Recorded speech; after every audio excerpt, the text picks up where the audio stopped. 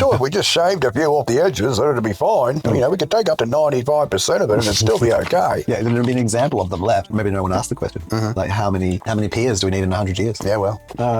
Australia, cowrie pines. Like over on Fraser. And chopping down cowrie pines to make pylons because they're so tall. They're great for Piers. Yeah. Hundreds of just cut down and just shipped off to the Piers. Yep. Boop, around the world. Well, not Australia mostly, I think, but I don't know if maybe they were. Probably were. Could have been, yeah.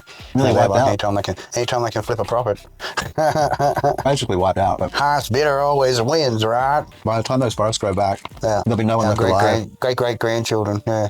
There'll be no one left alive to believe that they mattered to save, you know what I mean? But it's like, oh, cut them down. Look at that resource. That's it, yeah. Why have we been saving them? Look at that tappable thing. Well, we've got lots of them, you know. We've got lots of them. More than anyone could possibly need, so I'm sure if we just shaved a few off the edges, then it'd be fine. You know, we could take up to 95% of it and it'd still be okay. Yeah, there'd be an example of them left.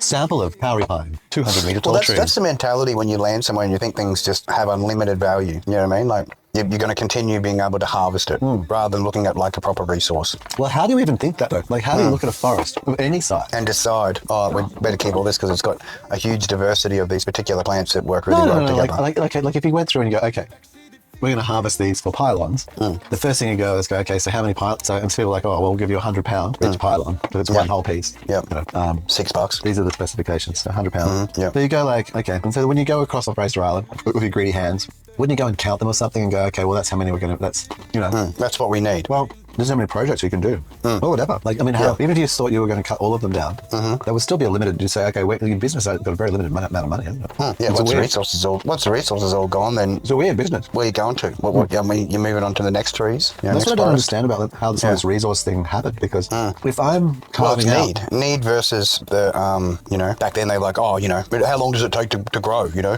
most of our naturalists say it'll regrow in 100 years. Yeah, 100 years. Yeah. So you'd have to say, okay, how many? Like, wouldn't maybe no one asked the question. Like, how many Piers do we need in 100 years? Yeah, well. Because I think the first thing you'd figure out quickly was you need to be increasing. You need to be not harvesting, but growing more. Yeah, already starting to plant the next generations.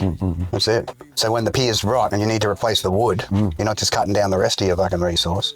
Or if you are cutting it down, the next resources are already growing. Like, I wonder how many Piers were actually made from the wood from, say, Fraser Island, where those cowrie pines were.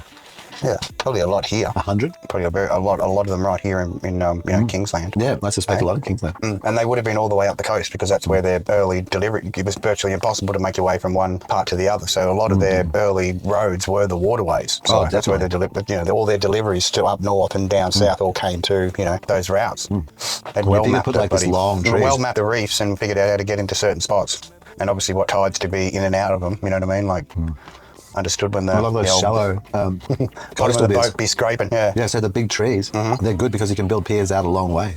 Yeah, so that you don't have to come in as close. That's right. Load and unload down the big pier. And there's good examples of those. I've seen old parts of it, like old crane stuff and that. It's you know, especially in South Brisbane and that.